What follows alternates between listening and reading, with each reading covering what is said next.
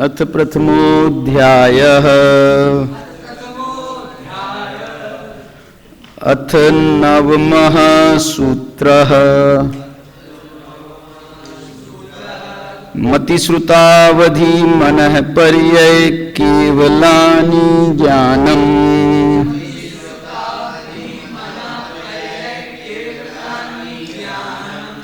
मति शब्दो भाव कर्तृकरण साधनः।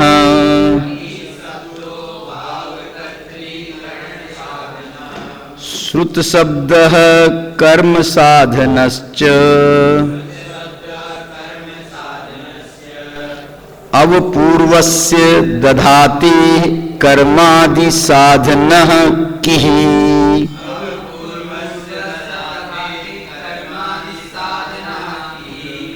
मनः प्रतीत्य प्रतिसंधाय वा ज्ञानं मनः पर्ययः।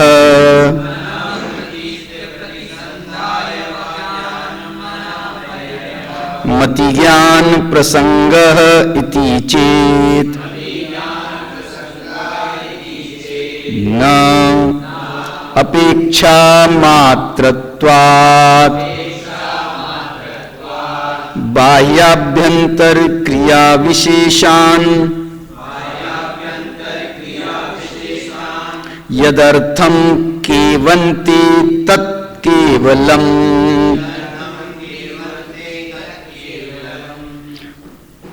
बाह्याभ्यंतर क्रिया विशेषान् यदर्थे केवन्ति तत्केवलम्।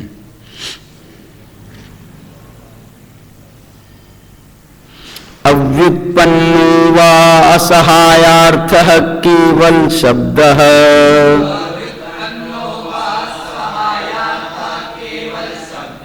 करणादि साधने ज्ञान शब्दो व्याख्यातः।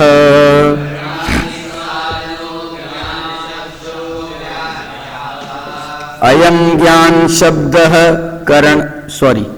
इतरेषां तदभावः। आत्मा भावी ज्ञानस्य करणादित्वानुपत्तिः कर्तुरभावात्।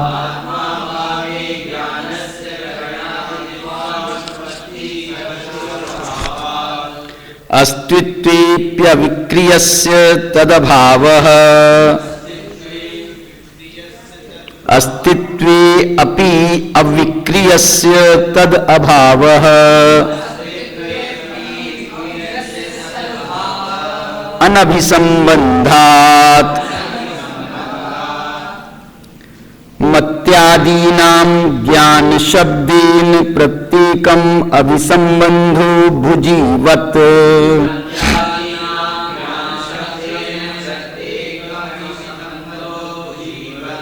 स्वन्तत्वाद् अल्पास्तरत्वाद् अल्पविष्यत्वाच् च मतिग्रहणम् आदौ।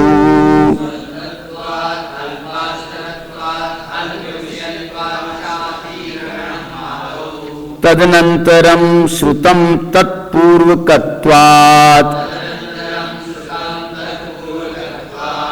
विषय निबंधन तुल्यत्वाच्च तत्सहायत्वाच्च प्रत्यक्षत्रयस्यादौ अवधिवचनं विशुद्ध्यभावात्।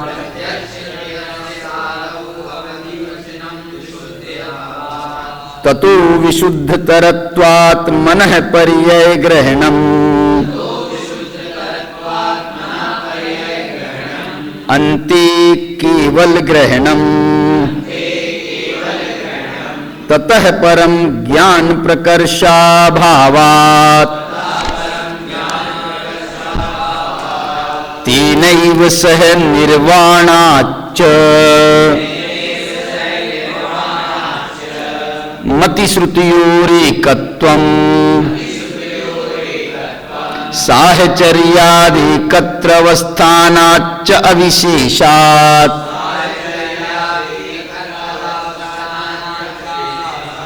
साहचर्याद् एकत्र अवस्थानाच्च अविशेषात्।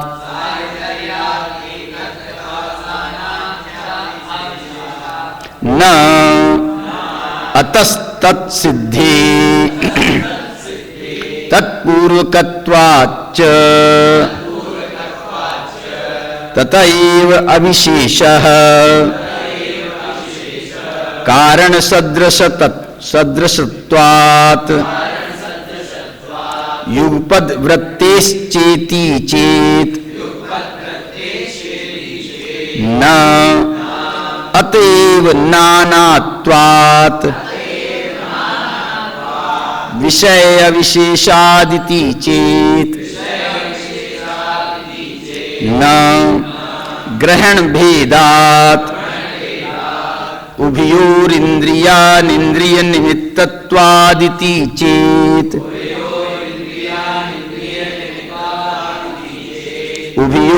उभयोरिन्द्रियानिन्द्रिय निमित्तत्वात् इति चेत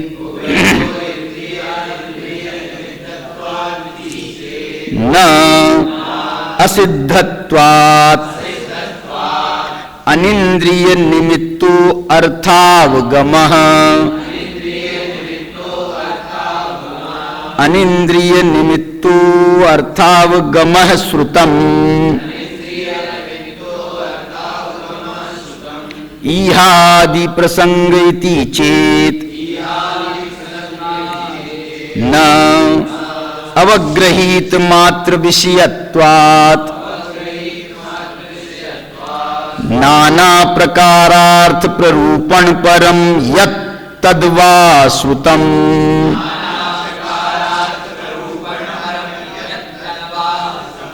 श्रुत्वा अवधारणात् श्रुतम् इति चेत न मति ज्ञान प्रसंगात् अथ दशमो सूत्रः तत्प्रमाणे भावकर्तृकरणत्वोत्पत्तेः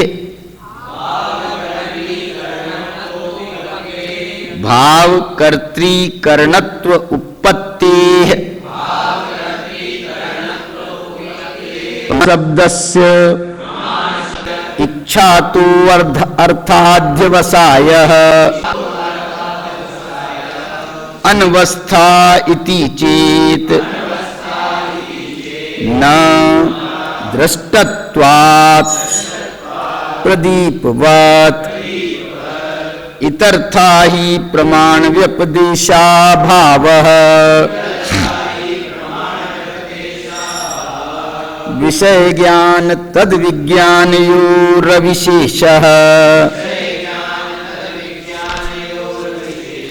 स्मृत्यभाव प्रसंगश्च फलाभाव इति चेत न अर्थावबोधे प्रीति दर्शनात् उपेक्षा अज्ञान नाशो वा ज्ञात्री प्रमाणयोरन्यत्वम् इति चेत न अज्ञत्व प्रसंगात्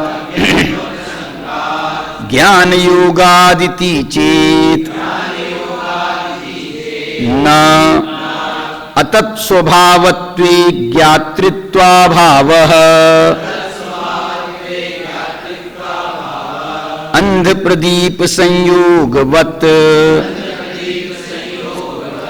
प्रमाण प्रमेयो न कन्यत्वम् इति चेत न अनवस्थानात् प्रकाशवत् इति चेत न प्रतिज्ञाहानेः अनन्यत्वम् एव इति चेत न उभयाभाव प्रसंगात् अनेकान्तात् सिद्धिः वक्ष्यमाण भेदापेक्षया द्वित्व निर्देशः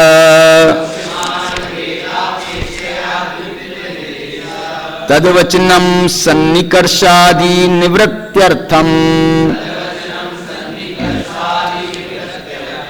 सन्निकर्षे प्रमाणे सकल पदार्थ परिच्छेदाभावः तदभावात्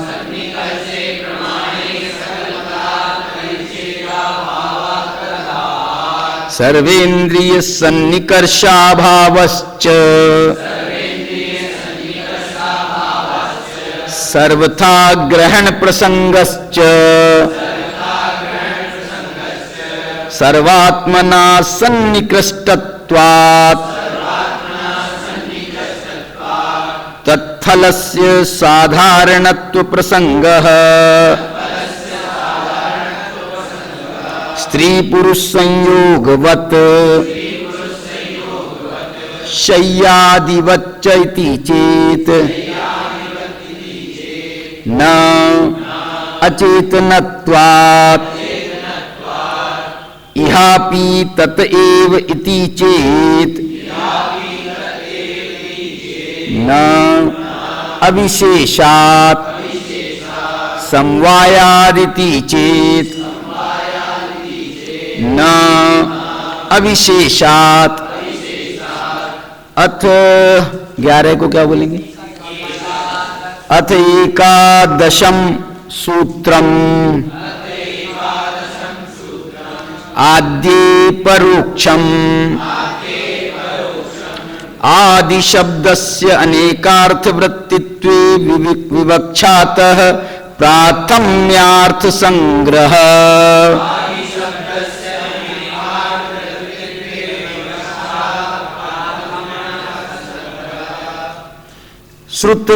श्रुताग्रहणम अप्रथमत्वात् उत्तरापेक्षया आदित्वम् इति चेत् न अतिप्रसंगात् द्वित्व निर्देशादिति चेत् न तद अवस्थत्वात् न वा प्रत्यासत्तेः श्रुतग्रहणम् उपात्तानुपात पर प्राधान्याद अवगमः परोक्षम्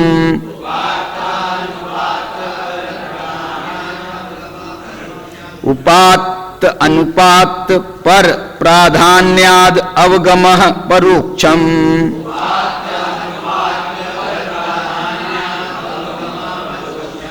अतएव प्रमाणत्वाभावः इत्यनुपालम्भः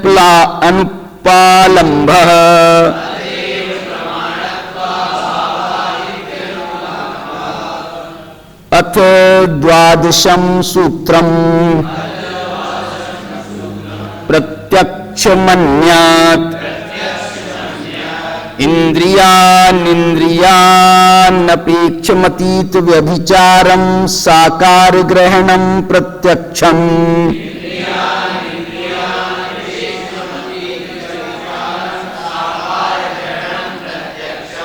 अक्षम प्रतिनीतम इति परापेक्षा निवृत्तिः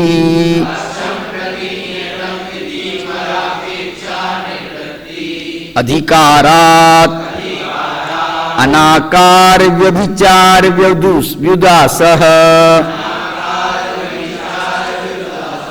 करणात्यये ग्रहणाभाविति चेत् न दृष्टत्वात् ईश्वत् ज्ञान दर्शन स्वभावत्वाच्च भास्करादिवत्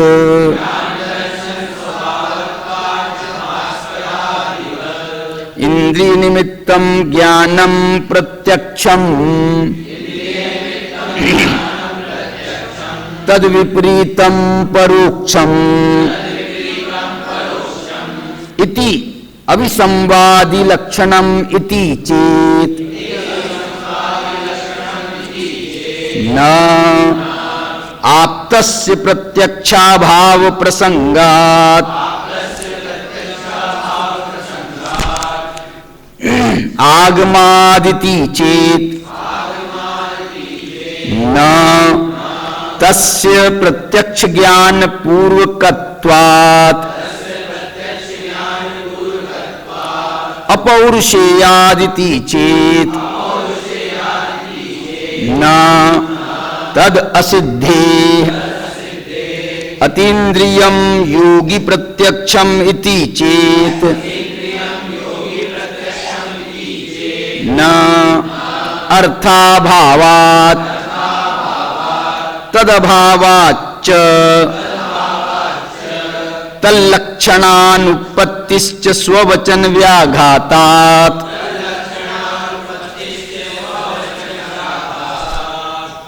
अपूर्वाधिगम लक्षणानुपत्तिश्च सर्वस्य ज्ञानस्य प्रमाणत्वोपत्तेः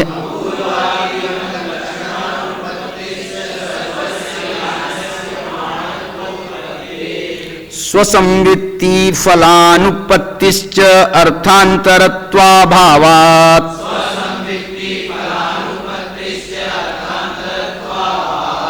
प्रमाणोपचारानुपत्ति मुख्याभावात् आकार भेदात् भेद इति चेत न एकांतवाद त्यागात्। चलो क्या त्रिपुरुष नहीं, त्रिपुरुष कहाँ आया? नहीं, वो त्रिपुरुष नहीं होगा, कोई आप और दूसरा शब्द भी साथ में होगा, हैं? अपौरुषेयाद। अपौरुषेयाद का अर्थ ये है कि अपन ने कहा आगम, उन्होंने कहा कि आगम भी प्रमाण नहीं है, तो अपन ने कहा कि नहीं भैया, वो तो आप्त के वचन से आया है, इसलिए उसको भी प्रमाणपना है आगम को। तो उन्होंने कहा नहीं, इस कारण प्रमाणपना थोड़ी है, वो तो अपौरुषेय है, वो वेदों को अपौरुषेय मानते ना। वेद जो हैं वो किसी के बनाए हुए नहीं हैं, वो तो अनादि से चले आ रहे हैं, ऐसा वैदिकों की मान्यता है। तो उन्होंने कहा वो अपौरुषेय हैं, तो अपन ने कहा कि नहीं, ऐसा कुछ सिद्ध नहीं होता, तद असिद्धे, वो सिद्ध नहीं होता। इस प्रकार से उनके अपौरुषेयत्व का अपन ने खंडन किया। चलिए, मैं 2-3 दिन से सोच रहा था कि आप लोगों की थोड़ी सी प्रशंसा करूं, लेकिन 2-3 दिन अच्छे से और परीक्षा कर ली मैंने, लेकिन आप लोग जो है ना, ये सूत्रों का, वार्तिक का बहुत अच्छा, मतलब उच्चारण आपका बहुत अच्छा है, साफ है, और ये मतलब आपको बधाई देना चाहता हूं। और लगे रहो, लगे रहो का मतलब समझ गए ना, कि अभी रुकना नहीं है कि हमको तो बहुत आता है इसलिए ऐसा रुकना नहीं है, आगे आगे बढ़ते रहो। और जो अपने जूनियर्स हैं, आपके कनिष्ठ वाले, वरिष्ठ वाले, उन लोगों को भी इसका आदान प्रदान करते रहो। मतलब तुम उनको दोगे ना तो तुम्हारा साफ हो जाएगा और उनको थोड़ा सा कुछ श्रुत ज्ञान मिल जाएगा मतलब उनको भी थोड़ी सी परंपरा से उनको भी सीख जाएंगे वो। इसलिए जो है ये आदान प्रदान का काम चलता रहे तो जो है ये परंपरा भी चलेगी और बच्चों को आगे आगे कल मैंने सेकेंड ईयर वाले बच्चों से पूछा कि भैया तुम्हारे न्याय के पिछले साल के नोट्स वगैरह होंगे तो वो दे दो उन लोगों को। फर्स्ट ईयर वाले कौन कौन है यहाँ पे? तो फर्स्ट ईयर वाले तुम लोगों को नोट्स मिले क्या नहीं इनके सेकेंड ईयर वालों के? तो मिले तो पढ़ते हो क्या नहीं पढ़ते हो कि रखे हैं धूल खा रहे हैं। और देखो इनके नोट्स से काम नहीं करना, इनके नोट्स से नहीं पढ़ना, इनके नोट्स के आधार पर अपने नोट्स बनाना। अपना जो है वो जब तक मेहनत नहीं करोगे ना स्वयं की तब तक ये विद्या आती नहीं है। इसलिए जो है दूसरे का सहयोग लेने में कोई बुराई नहीं है, लेकिन नोट्स अपने खुद बनाओ, अपने हाथ से बनाओ। तो फिर आप समझ लो कि आप यदि अपने हाथ से बनाओगे ना तो परीक्षा में आपको याद रहेगा, लिखने से जो है ना उसकी धारणा विशेष बनती है और वो धारणा जो है वो स्मृति में काम आती है तो परीक्षा में भी आपको याद रहेगा। तो ये जो है ये प्रयोग अवश्य करना। चलिए आज अपन 4 सूत्रों की चर्चा करना चाह रहे हैं प्रथम अध्याय के फाइनल वाले कितने बच्चे हैं 4-5 बच्चे? अच्छा ठीक। देखो 35 बच्चे हैं टोटल। कितने? 35 है ना? 32? हाँ अच्छा, एक कम है, सॉरी 34 है। तो 34 में से कितने हैं मालूम नहीं, 8-10। अब मैं ज्यादा गिन नहीं रहा, नहीं तो मेरे को थोड़ा दुख ज्यादा हो जाएगा, इसलिए बहुत हैं, चिंता मत करो। तो क्या कह रहे हैं यहां पर? 9, 10, 11 और 12 पहले अध्याय के ये 4 सूत्र हैं। ये 4 सूत्र का एक जोड़ा भी है, क्योंकि इसमें ज्ञान के भेदों का कथन, सम्यक ज्ञान के भेदों का कथन, उनके प्रमाणत्व का कथन, उनके भेदों का कथन, प्रत्यक्ष और परोक्ष का कथन, कौन कौन से ज्ञान परोक्ष हैं और कौन कौन से ज्ञान प्रत्यक्ष हैं, इन सब बातों का वर्णन, जो मैंने अभी आपको 3, 4, 5 बातें बताई, इन सब का वर्णन जो है इन 4 सूत्रों में है। सम्यक ज्ञान का वर्णन है, ये क्यों कह रहा हूं, सूत्र में तो शब्द आया है मति श्रुतावधि मनः पर्यय केवलानि ज्ञानम, वहां तो अकेला ज्ञान आया है। आप सम्यक ज्ञान कैसे निकाल रहे हो? सम्यक दर्शन ज्ञान चारित्राणी में भी अकेला ज्ञान आया है, तो क्या वहां सम्यक ज्ञान नहीं निकालोगे? जिस कारण से आप सम्यक दर्शन ज्ञान चारित्राणी में सम्यक ज्ञान का मतलब सम्यक ज्ञान निकालोगे, उसी कारण से ये 9वें सूत्र में ज्ञान का मतलब सम्यक ज्ञान निकालना चाहिए, उसी हेतु से। क्यों बोलो? आप बोलोगे साहब नहीं, वो तो वहां पर तो आदि, क्या बोलते हैं वो, आदि दीपक है, सम्यक तो शब्द, तो ये भी तो आदि दीपक है, सूत्रों की अपेक्षा आदि दीपक है। वो सम्यक शब्द की अनुवृत्ति लगातार चल रही है। वो सम्यक की अनुवृत्ति जो है, तत्वार्थ श्रद्धानम सम्यक दर्शन, वहां तो सम्यक शब्द का ही प्रयोग कर दिया उन्होंने।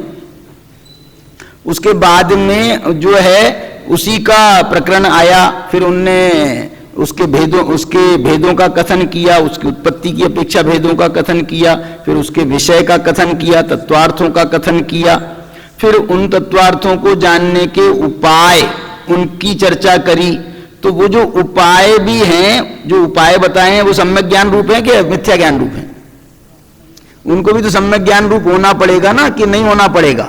इसलिए आगम आधार पर भले ही वो सम्यक के पहले सम्यक ज्ञान नाम ना पाए, लेकिन हम जो टेक्निक अपना रहे हैं उसको समझने की, वो टेक्निक भी अपने आप में सम्यक ज्ञान रूप है।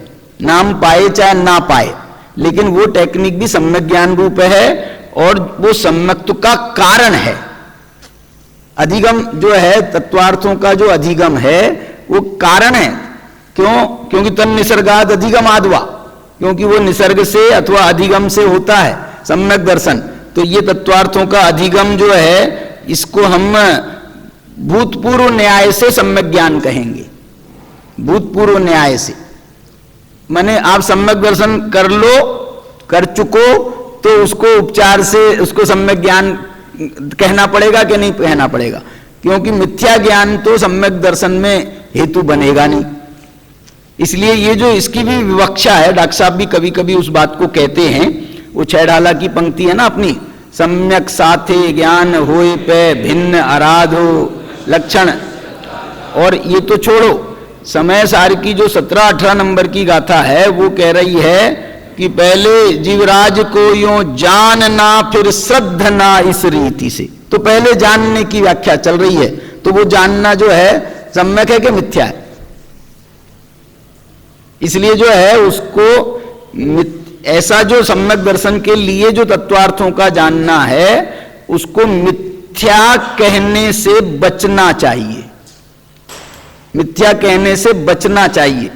दूसरी बात ये कहना चाहता हूं कि दूसरा ये कहना है कि श्रद्धान का भी जो कारण है ज्ञान है।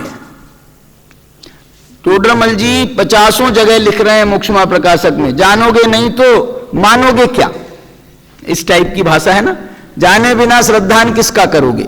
इसलिए जानना बहुत आवश्यक तत्व है। और वो हम जो है यदि उसको मिथ्या मान करके जानेंगे कि साहब अभी तो मिथ्या ज्ञान, अभी तो मिथ्या ज्ञान है, मिथ्या ज्ञान है, तो ये मिथ्या ज्ञान जो है ये सम्यक्त्व का कारण कभी नहीं बन सकता फिर। इसलिए जो है उसको आप उपचार से सम्यक कहो, व्यवहार से सम्यक कहो। पूर्व व्यवहार जो है वो पूर्वचर व्यवहार भी होता है। क्या बोला? व्यवहार जो है 3 प्रकार के व्यवहार हैं। एक सहचर व्यवहार तो सबको हमको ज्ञात है, उत्तरचर व्यवहार भी होता है और एक पूर्वचर व्यवहार भी होता है। तीनों प्रकार के व्यवहार हैं। तो ये जो ज्ञान है, अधिगम है, ये पूर्वचर व्यवहार है सम्यक दर्शन का। और जो सहचर व्यवहार है, अब सम्यक दर्शन होने के बाद में डिग्री फिग्री और जो सम्यक की उपाधि भी मिल गई ना, उसको ज्ञान को सम्यक भी कहलाने लगा, तो ये जो है ये सहचर पना है उसका। और उत्तरचर क्या है बताओ? ज्ञान का उत्तरचर, ज्ञान का उत्तरचर व्यवहार क्या है? सम्यक चारित्र। सम्यक चारित्र इसका उत्तरचर व्यवहार। इसमें वार्तिक में एक बहुत सुंदर बात आई है। ऐसा लिखा है, लिख रहे हैं वो जो व्रतादि की अपेक्षा कथन है कि उसमें ये कभी कभी जो है ये सम्यक दर्शन ज्ञान चारित्र एक साथ भी तो हो जाता है।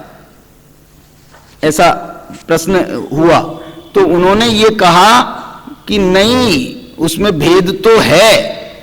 भले ही हमारे को पता चले नहीं चले, हमारे ज्ञान में आए नहीं आए, ये अलग बात है, लेकिन उसमें इसका पूर्वचरपना सम्यक दर्शन ज्ञान का और चारित्र का उत्तरचरपना है। उसका एक उनने बहुत सुंदर उदाहरण दिया। क्या उदाहरण दिया बताऊं? इसी में है वो उदाहरण उन्होंने ये दिया कि 100 पान के पत्ते लो, 100 पान के पत्ते। पान खाते ना जो पान वाला पान, वही पान। वो पान इसलिए ले रहा हूं मैं, पीपल का पत्ता इसलिए ले रहा हूं, पीपल का पत्ता बहुत कड़क होता है। लेकिन ये जो पान जो हम खाते हैं ना, चबाते हैं, खाते हैं, मतलब मैं उपदेश नहीं दे रहा पान खाने का, लेकिन एक उदाहरण दे रहा हूं कि 100 पान के पत्ते आपने लिए और एक सूजा लो थोड़ा सा बड़ा, और वो सूजे को उसमें गपाओ 100 पान के पत्तों में एक साथ। तो एक बात मैं ये पूछना चाहता हूं कि वो जो 100 पान के पत्ते छिदे हैं उस सूजे के द्वारा, वो क्रम से छिदे हैं क्या एक साथ छिदे हैं? बाल बुद्धि तो ये कहती है साहब सबको एक साथ छेद दिया, और हम कथन में भी बोलते हैं वो एक साथ छेद दिया, एक साथ छेद दिया। लेकिन सूक्ष्म दृष्टि से विचार किया जाए तो वो 100 पान के पत्ते क्रम से छिदे हैं। जो पहले पान के पत्ते का समय है वो दूसरे पान के पत्ते का समय नहीं है। ये कोई वो वाला एक समय नहीं है कि एक समय में तुम 14 राजू गमन कर जाओ, और उसमें भी मैं कहता हूं क्रम है। 14 राजू भी गमन हुआ है, भले ही एक समय में पहुंच गया अजीब, लेकिन क्रम से पहुंचा है कि अक्रम से पहुंचा है? गया तो बिल्कुल। और अनुश्रेणी गति, जो इनकी गति है, सिद्ध जीवों की गति है, वो अनुश्रेणी गति है। संसारी जीवों की तो कदाचित होती भी है, नहीं भी होती है, लेकिन सिद्ध जीवों की तो अनुश्रेणी गति। अनुश्रेणी का मतलब होता है, वो क्या बोलते हैं, जगत श्रेणी। ऐसी जगत श्रेणियां हैं ना बहुत सारी, वो उसका आप समझ लेना भूगोल वालों से। तो वो जो है जगत श्रेणी होती है, जगत श्रेणी। तो एक जगत श्रेणी में कितने प्रदेश हैं? असंख्यात प्रदेश लोक के अंदर। लोक के अंदर जो जगत की श्रेणी बनेगी तो लोक के अंदर तो असंख्यात प्रदेश हैं। और लेकिन ये जो जगत श्रेणी बनती है ना, ये अकेले आलोकाकाश के लिए नहीं है, ये तो संपूर्ण आकाश को श्रेणी में बांटा है। जगत श्रेणी, जगत प्रतर, ये अकेले लोकाकाश के लिए है क्या जगत श्रेणी? या जो है देख लेना। लेकिन वो जो है उस आकाश को क्या बाधा है? आकाश के प्रदेशों को क्या बाधा है? उनको लोकाकाश के बाहर जाने में क्या बाधा है? उनको तो कोई बाधा नहीं है।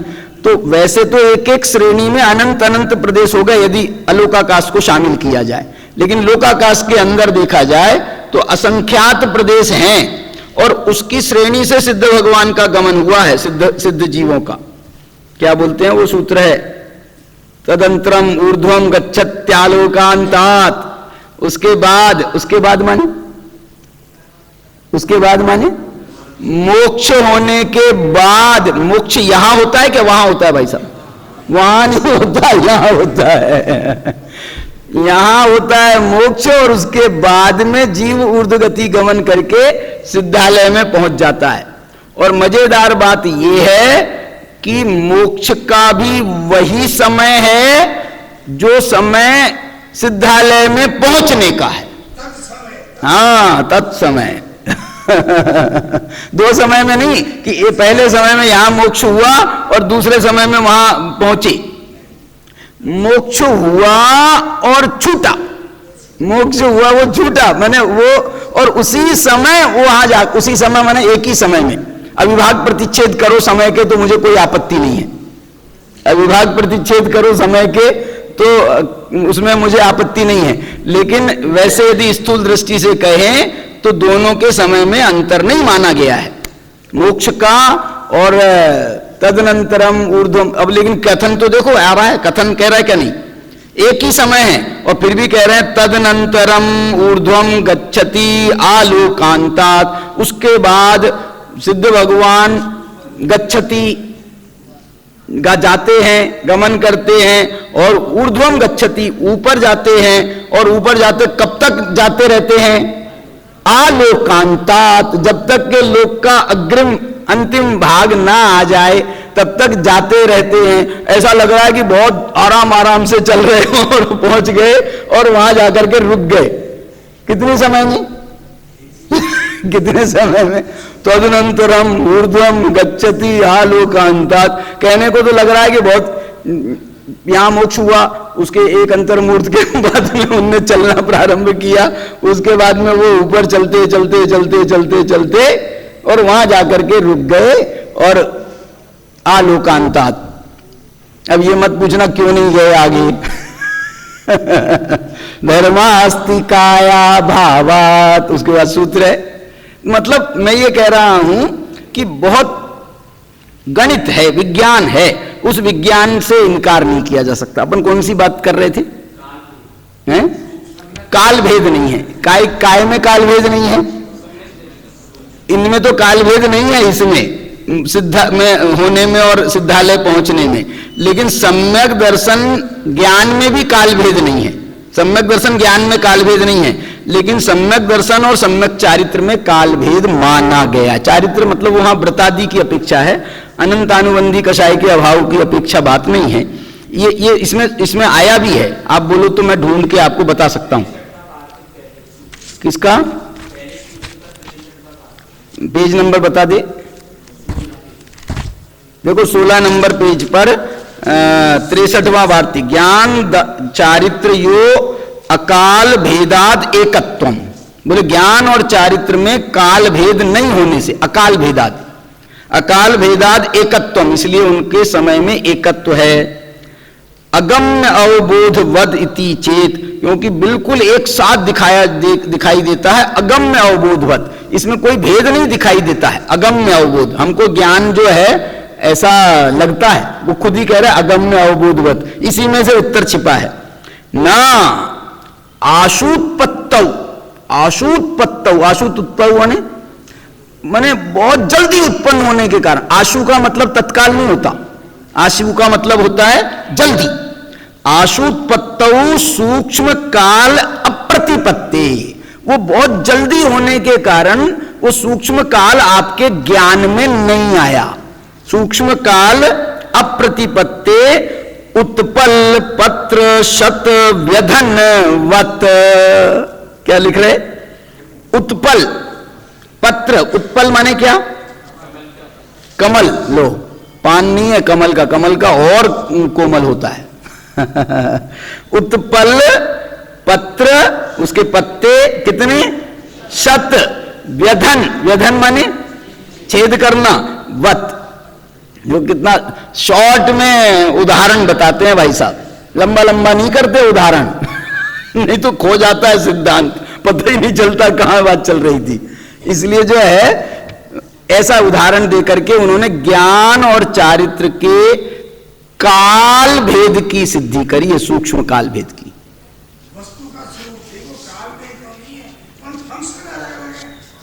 हाँ, ये तो बहुत अच्छी बात है। फंक्शन अलग है, माने श्रद्धा का फंक्शन श्रद्धान है, ज्ञान का फंक्शन ज्ञान है, चारित्र का फंक्शन फंक्शन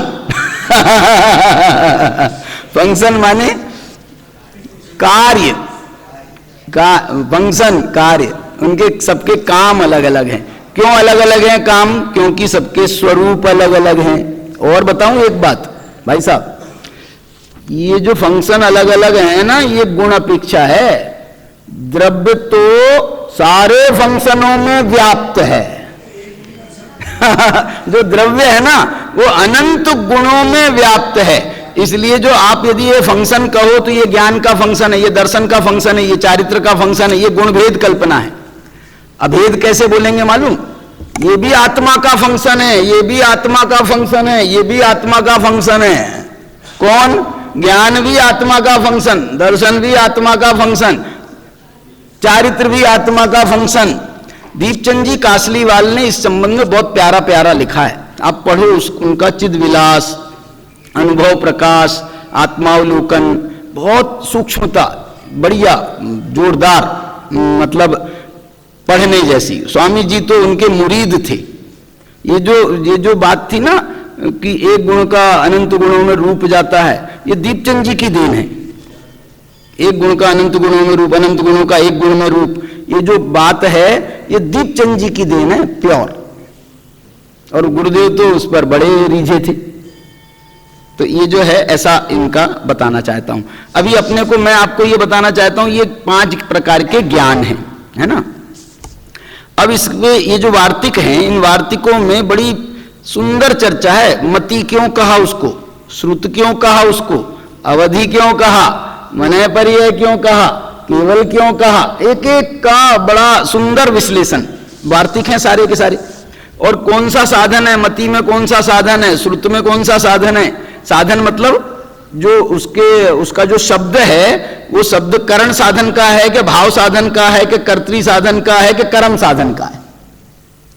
मति में और श्रुत में इन्होंने अंतर बताया, उसको खोजने की बात है, बहुत सूक्ष्मता से अवलोकन करने की बात है। मति को उन्होंने कहा मति तो भाव साधन भी है, कर्तृ साधन भी है और करण साधन है। लेकिन श्रुत के लिए उन्होंने कहा श्रुत जो है वो कर्म साधनश्च। नौवें सूत्र की वार्तिक देखो, पहली दूसरी वार्तिक की है, कौन सा पेज है बताओ। देखो, मति शब्दो भाव कर्तृकरण साधन। इसका अर्थ क्या है? कर्तृकरण साधन भाव साधन का क्या मतलब है? उनने उसको खोलते भी हैं उसको। देखो, ये कहते हैं मनुते अर्थान, मति ज्ञान पदार्थों को जानता है। ये कौन सा साधन है?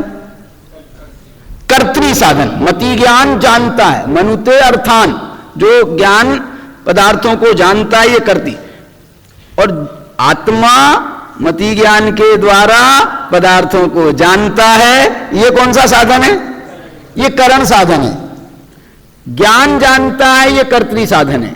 आत्मा ज्ञान के द्वारा जानता है, ये करण साधन है। और भाव साधन क्या है बताओ? भाव साधन कौन जानता है? हमको नहीं मालूम।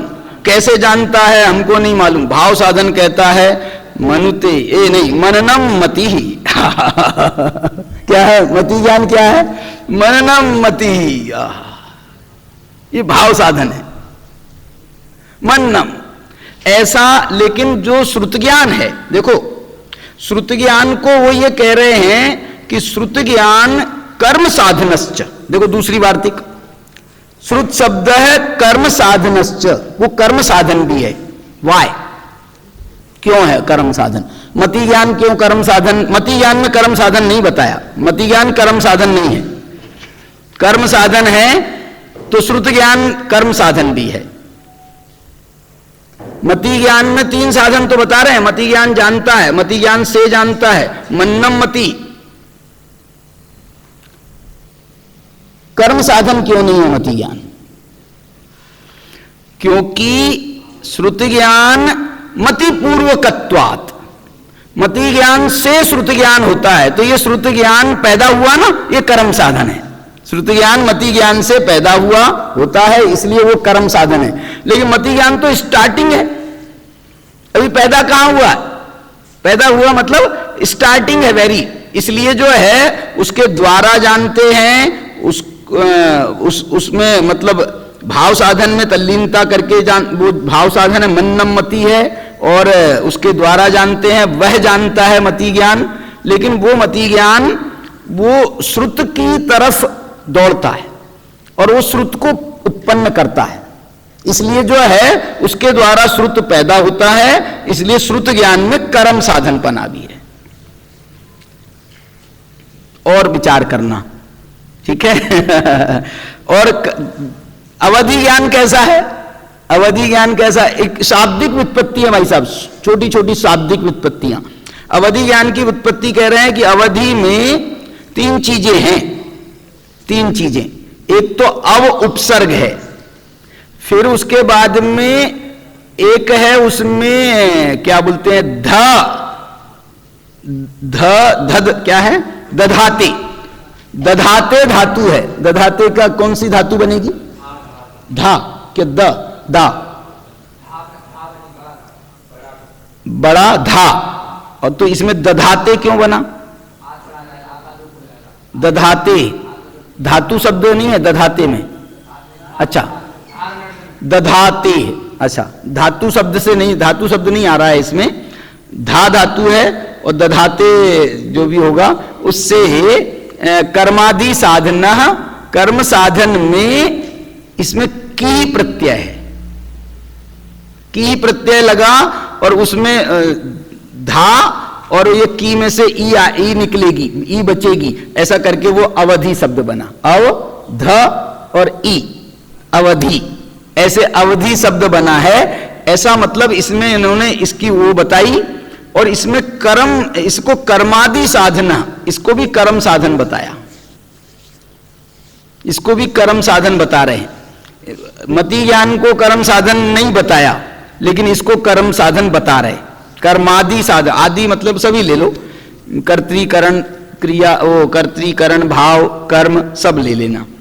अच्छा, अब मन पर्याय की व्याख्या कर रहे हैं कि देखो इसका बड़ा मैंने कहना ये चाहता हूं मैं कि यदि हम शब्द पर भी थोड़ा ध्यान देवें, शब्द पर भी थोड़ा ध्यान देवें तो हमको उसका अर्थ खिलता है।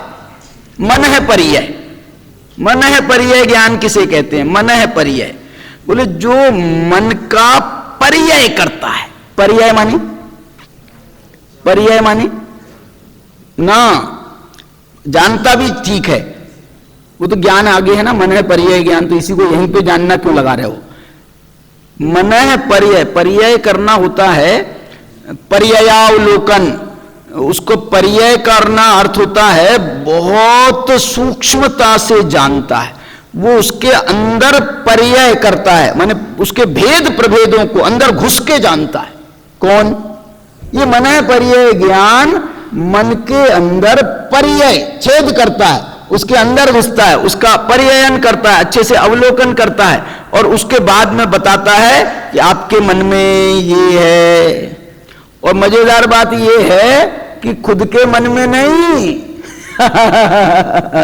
खुद के मन में नहीं, दूसरे के मन में घुस जाता है। मन है पर्याय, दूसरे के मन की बात जानता है, मन है पर्याय। बोले साहब ऐसा मेरे को एक बार प्रश्न खड़ा हुआ था कि साहब दूसरे के मन की तो जानता है, अपने मन की जानता है कि नहीं जानता? इसकी बाधा बता देता हूं पहले। बाधा यह है कि रूपिष्वधे तदनंत भागे मन है पर्याय से, मन है पर्याय अवधि ज्ञान और मन है पर्याय ज्ञान का जो विषय है वो रूपी पदार्थ है। तो दूसरे के मन को जानने में और अपने मन को जानने में कोई बाधा है? मन है पर्याय ज्ञान अपने मन को जानता है कि नहीं? अपने मन को जानने में आप बोलोगे साहब अपने मन को तो मन है पर्याय की क्या जरूरत है, हम भी जानते हैं अपने मन की बात आप जानते हो क्या नहीं जानते हो? कभी कभी लेकिन हमारे मन में भी क्या है, सुनना, हमारे मन में भी क्या है ये हमको भी पता नहीं होता है, क्योंकि बहुत हम अल्पज्ञ हैं। और मन जो है ना बड़ा कुटिल है, मन बड़ा कुटिल है, और वो अंदर अंदर अंदर अंदर अंदर अंदर मालूम नहीं, वो जैसे श्रद्धा की परतें होती ना, अभिप्राय की परतें होती हैं, वो क्रिया परिणाम अभिप्राय, उसकी जो अभिप्राय की अंदर अंदर अंदर परतें होती हैं, कभी कभी वो हमको भी ज्ञात नहीं होती हैं, नहीं क्लियर होती हैं। बहुत हमारे को स्थूल मन पता चलता है कि हमारे मन में क्या है, और हम पूछें ऐसा क्यों है तुम्हारे मन में, ऐसा क्यों है तुम्हारे मन में, ऐसा क्यों क्यों क्यों, दो चार क्यों पूछ लें, बोले पंडित साहब मैं आता हूं, मिलता हूं आपसे बाद में। तुम तो जान खा जाओगे हमारी। क्यों क्यों क्यों क्यों क्यों, बच्चा करे क्यों क्यों तो समझ में आता है, तुम तो पंडित जी हो, इतने बड़े हो गए फिर भी क्यों क्यों करते हो। देखो तो यहां पर जो है देखो कितना बढ़िया लिखा, और ये शब्द लिखा है पर्याय के लिए। कौन सा शब्द लिखा है इसमें? प्रतिसंधाय। देखो प्रतिसंधान, मैं बोल रहा हूं ना छेद करता है, तो ये प्रतिसंधान करता है, आपके मन में क्या है ये आपको पता नहीं है, लेकिन वो मन है पर्याय ज्ञानी को पता है।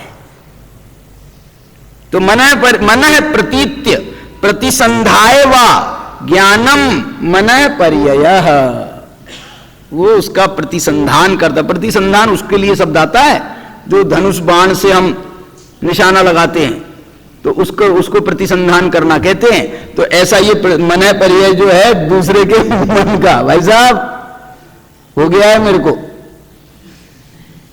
मैं निकाल लूंगा आपके मन की बात, घबराना नहीं, कपड़े वालों को नहीं होता है।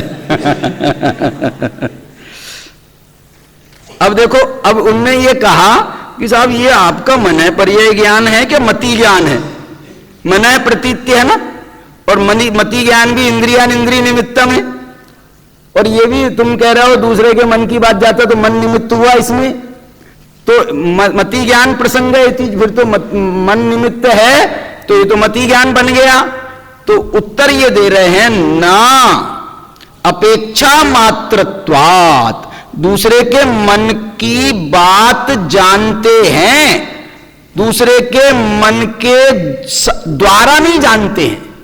तद इंद्रियान इंद्रिय निमित्तम में वो मन निमित्त है, लेकिन हम जो दूसरे के मन की बात जान रहे हैं, दूसरे के मन की बात जान रहे हैं, लेकिन वो दूसरे का मन से पूछ पूछ के जान रहे हैं। क्या बता तेरे मन में क्या है, बता तेरे मन में क्या है। तो ऐसा ये दूसरे के मन की पूछ पूछ के नहीं जान रहे हैं, वो दूसरे के मन की बात जान रहे हैं, लेकिन उस करण नहीं है, वो दूसरे का मन कर्म है, करण नहीं है।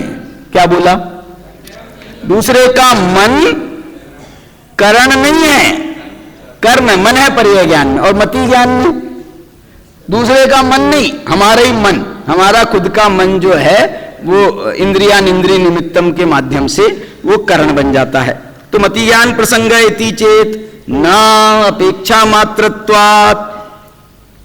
अब इसमें मेरी गाड़ी अटकी थी, बाह्य आभ्यंतर, शांति जी आगे थोड़ा सा बताओ भैया। बाह्य आभ्यंतर क्रिया विशेषान यद अर्थम केवंते तत्केवलम। इसका बहुत अच्छा अर्थ जो मेरे भाषित हो रहा है वो तो अच्छा अर्थ है, लेकिन वो सही है क्या नहीं ये देखना पड़ेगा। देखो इसमें ये कहना चाहते हैं, वो उसकी वार्तिक में खोल दिया है बाद में, क्या बोलते, इसको क्या बोला गया था, ये तो वार्तिक है, और जो इसकी डिटेल है उसको क्या बोला था, व्याख्यान आया था ना। इति तत्वार्थ वार्तिके व्याख्यानालंकारे, माने तत्वार्थ वार्तिके माने ये वार्तिकों में और उसके व्याख्यानों में आया था ना।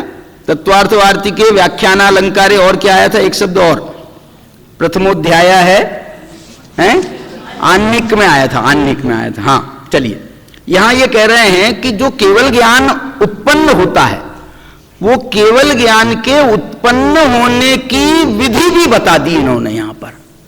केवल ज्ञान कैसे हुआ, तो बोलते हैं बाह्य अभ्यंतर क्रिया विशेषान, बाह्य और अभ्यंतर क्रिया विशेष के द्वारा, क्रिया विशेषान, किस क्रिया विशेष, मैंने इसमें तो वैसे अब इसका क्रिया विशेष के द्वारा तो नहीं निकलेगा ना, क्रिया विशेषान। यदर्थम केवंती तत्केवलम, क्या अर्थ हुआ बताओ? अर्थ का विशेषण है ना। तो जो यदर्थम केवंते तत्केवलम, क्योंकि ये जो सुनो केवल ज्ञान को केवल ज्ञान क्यों कहा? बोले इसलिए कहा है इसको केवल ज्ञान कि जिसके लिए ये सारे मुनि धर्म की इतनी बड़ी बड़ी साधनाएं चलती रही, बाह्य क्रिया, अभ्यंतर क्रिया, बाह्य 28 मूलगुण आदि की क्रिया, अभ्यंतर में वो धर्म ध्यान, शुक्ल ध्यान, इसकी की क्रिया, इन बाह्य अभ्यंतर क्रियाओं के द्वारा यदर्थम केवंती, क्या चाहते थे? क्या माने ये भाषा है चाहने की। क्या क्या प्रयोजन था? बोले प्रयोजन था केवल ज्ञान का, इसलिए इसका नाम उस सर्वज्ञता का, पूर्ण ज्ञान का प्रयोजन था, इसलिए इस ज्ञान का नाम केवल पड़ गया। ये भी एक व्याख्या है, मैं ये कह रहा हूं केवल ज्ञान की। केवल ज्ञान की व्याख्या क्या है कि पूरी हमारी साधना सम्यक दर्शन ज्ञान चारित्र की सम्यक दर्शन ज्ञान की, वो किसके लिए है? केवल जिसके लिए है उसका नाम है केवल ज्ञान, ऐसा। और दूसरा भी उन्होंने फिर अर्थ बताया दूसरी वार्तिक में कि अव्युत्पन्नो वा असहायार्थ केवल शब्द, माने ये केवल ज्ञान को केवल इसलिए भी कहा जाता है कि ये असहाय अर्थ, इसको किसी की जरूरत नहीं है, किसी की जरूरत नहीं है। अव्युत्पन्न का क्या अर्थ है बता सकते हो? अव्युत्पन्न का असहायम केवलम इति अव्युत्पन्नो अयम शब्दो द्रष्टव्यः। अव्युत्पन्न का अर्थ क्या होगा भाई साहब? अव्युत्पन्न का अर्थ, हाँ बोलो, क्या उससे हाँ, मतलब अव्युत्पन्न, व्युत्पन्न कहते हैं कि जैसे आप यहां पर 5 साल पढ़ रहे हो ना, 5 साल पढ़ रहे हो, तो ये टीचर्स आदि आपको जो है व्युत्पन्न कर रहे हैं, आपको जो है दिया जा रहा है, माल दिए जा रहे हैं, परसे जा रहे हैं, और आप जो है आपका जो है खुराक बढ़ती जा रही है, पेट की नहीं, और वो खुराक बढ़ती जा रही है, ज्ञान आपका विकसित होता जा रहा है। तो ये जो ज्ञान जो है इसको कहते हैं व्युत्पन्न होना। लेकिन ये जो केवल ज्ञान जो है ना, वो ऐसे ऐसे धीरे धीरे धीरे धीरे 5 साल में उत्पन्न नहीं होता है। ये तो अव्युत्पन्न, अचानक। इसलिए इसको अव्युत्पन्न कहा है। चौप समाधि ज्ञान की अपेक्षा नहीं रखता, वो आपने जो कहा वो भी अर्थ है, इसमें लिया है असहायम। उनका अर्थ यही है, अव्युत्पन्न माने असहाय, किसी की सहायता से ये उत्पन्न नहीं होता है, इसलिए अव्युत्पन्न है। ऐसे इसके ये 5 ज्ञानों की इसमें यहां पर व्याख्या करी। इसके बाद में मैं इसको अब यहीं पर विराम देना चाहता हूं अपने इस सूत्र को। फिर अगले सूत्र में उन्होंने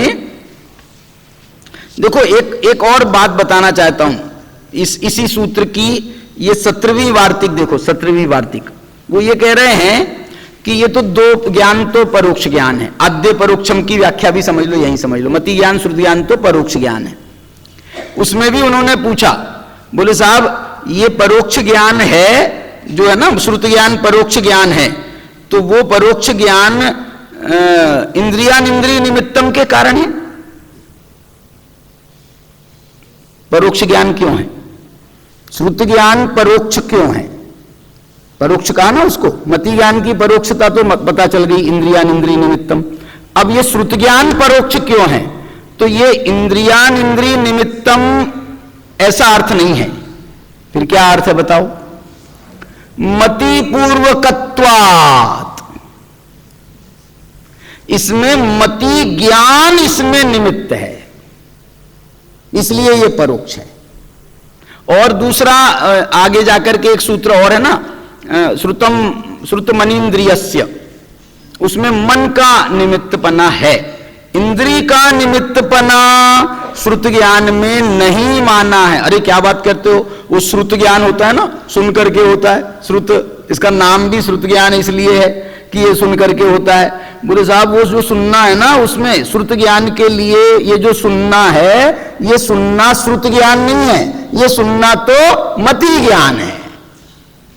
लेकिन ये निमित्त बनता है, ये सुन करके भी होता है, ऐसा कोई आवश्यक नहीं है। ये तो रूढ़ी से उसका वास्तव में श्रुत ज्ञान नाम जो है वो रूढ़ी से है। देख करके भी श्रुत ज्ञान होता है, सुन करके भी श्रुत ज्ञान होता है, चख करके भी श्रुत ज्ञान होता है। इसलिए सुन करके ही श्रुत ज्ञान होता है ऐसा अर्थ नहीं है, एक रूढ़ी है। और वो जो श्रुत ज्ञान के भेद है ना, कौन से 24 प्रकार के, 24 प्रकार के भेद, 14 ये 12 भेद हैं, और उसके बाद में 14 पूर्व में 25 भेद जो श्रुत ज्ञान के बनते हैं। अब उपाध्याय परमेष्ठी के भी जो गुण माने जाते हैं, वो ज्ञान जरूर भगवान को सुन करके हुआ था। द्वादशांग का ज्ञान वो भगवान की वाणी को सुन करके उनने द्वादशांग की जो रचना की ना, कणधर परमात्मा ने द्वादशांग की रचना करी, इस कारण से वो उपाध्याय परमेष्ठी के वो जो हैं वो 25 गुण कहलाते हैं। और वो श्रुत ज्ञान है। श्रुत ज्ञान की परिभाषा में भी है, श्रुतम मति पूर्वम द्व्यनेक द्वादश भेदम, 2 भेद हैं उसके, और 2 में से एक के अनेक भेद हैं, दूसरे के 12 भेद हैं 12 अंग की अपेक्षा। और यदि उसको पूर्वों में बांटे तो 11 अंग और 14 पूर्व हैं, तो ऐसे 25 भेद उपाध्याय परमेष्ठी के बन जाते हैं। तो वो उसमें वो रूढ़ी जो आई है, रूढ़ी का कारण क्या, रूढ़ी आई है ना, श्रुत ज्ञान, इसको श्रुत ज्ञान कहते हैं, इसको श्रुत ज्ञान, रूढ़ी का कारण क्या? तो रूढ़ी का कारण यह है कि वो भगवान का उपदेश सुनकर, भगवान की वाणी सुनकर जो उसकी रचना की जाती है, इस कारण से इसका नाम सामान्य से श्रुत ज्ञान पड़ा। और जो बाकी के श्रुत ज्ञान होते हैं मति ज्ञान पूर्वक, वो तो 5 इंद्रियों का निमित्त बनता है उसमें, ऐसा। अब इसमें यह बताना चाह रहा हूं, एक बात और बता करके अपनी बात पूरी कर देता हूं। अवधि, मनः, पर्यय और केवल ज्ञान, ये 3 ज्ञान कौन से ज्ञान हैं? प्रत्यक्ष, मन्यत। इसके ये प्रत्यक्ष मन्यत है ना, आद्य परोक्षम प्रत्यक्ष मन्यत। तो ये बाकी के ज्ञान प्रत्यक्ष हैं। तो उनने उनसे ये पूछा, भाई साहब अब ये बताओ, ये अवधि ज्ञान को पहला नंबर क्यों दिया प्रत्यक्ष ज्ञानों में? अवधि ज्ञान को पहले क्यों कहा, मनः पर्यय ज्ञान को उसके बाद क्यों कहा, केवल ज्ञान को उसके बाद में क्यों कहा? तो मालूम क्या जवाब दिया? अच्छा, थोड़ा खराब जवाब है, अच्छा जवाब नहीं है। क्या जवाब दे रहे हैं? ये 17वीं वार्तिक देखो, प्रत्यक्ष त्रयस्य आदौ अवधि वचनम, ये तो हो गया प्रतिज्ञा वाक्य। क्यों आदि में वचन किया? सबसे पहले क्यों वचन किया अवधि ज्ञान का? विशुद्ध्यभावात् माने उसमें सबसे विशुद्धि तो है, विशुद्धि अभावात का मतलब विशुद्धि नहीं होती ऐसा नहीं है, विशुद्धि तो है लेकिन सबसे कम विशुद्धि है। अवधि ज्ञान मनः पर्यय ज्ञान का भेद में ये डाला ना, विशुद्धि विशुद्धि स्वामी क्या है? विशुद्धि क्षेत्र स्वामी विषयेभ्यो वधि मनः पर्ययो। अवधि ज्ञान और मनः पर्यय ज्ञान में जो अंतर है वो काय का अंतर है? विशुद्धि का अंतर है। विशुद्धि का अंतर है माने क्या? अवधि ज्ञान में विशुद्धि नहीं है और मनः पर्यय ज्ञान में विशुद्धि है, और इससे सिद्ध भी हो गया विशुद्धि अभावात। ऐसा अर्थ नहीं है, अधिक विशुद्धि अभावात, ज्यादा विशुद्धि। मनः पर्यय ज्ञान जैसी विशुद्धि अवधि ज्ञान में नहीं होती है। और देखो फिर कह रहे ततो विशुद्ध तरत्वात् मनः पर्यय ग्रहणम, और उससे ज्यादा विशुद्धि मनः पर्यय ज्ञान में होती है, और केवल ज्ञान में उससे ज्यादा विशुद्धि होती है। क्यों? उससे ज्यादा विशुद्धि नहीं, अंते केवल ग्रहणम, उसका सब उससे ज्यादा विशुद्धि नहीं कह रहे, ये कह रहे ततः परम ज्ञान प्रकर्षा भावात। केवल ज्ञान से ऊपर तो ज्ञान का प्रकर्ष ही नहीं है। ज्ञान की उत्कृष्टता जो है वो केवल ज्ञान में होती है, इसलिए सबसे अंत में उसका ग्रहण किया गया है। इस प्रकार से यहां पर ये सूत्र अपन ने पढ़े, 4 सूत्र और 75 वार्तिक। देखो केवल ज्ञान के लिए उन्होंने एक और वार्तिक दिया तेनैव सह निर्वाणाच्च, अरे इसी केवल ज्ञान के द्वारा, तेन तेन तेन है ना, इसके साथ में, के द्वारा मतलब छूट नहीं जाता है उसके द्वारा का मतलब छूट नहीं जाता है, उसको साथ में ले जाता है निर्वाण तक। और उसके द्वारा भी कह सकते हैं, उसके साथ भी कह सकते हैं, तेनैव सह निर्वाणाच्च। इस प्रकार से इन्होंने इसकी बात करी। फिर अब दूसरी चर्चा आ गई है। इस प्रकार से ये अपने 4 सूत्रों की इसमें व्याख्या आप अंतर्गर्भित कर लेवे, और बाकी जो मति ज्ञान से संबंधित सूत्र हैं 13 से लेकर के 19 तक, और एक 20वां श्रुत ज्ञान का भी कोशिश करेंगे। इन सूत्रों की चर्चा अपन कल करेंगे।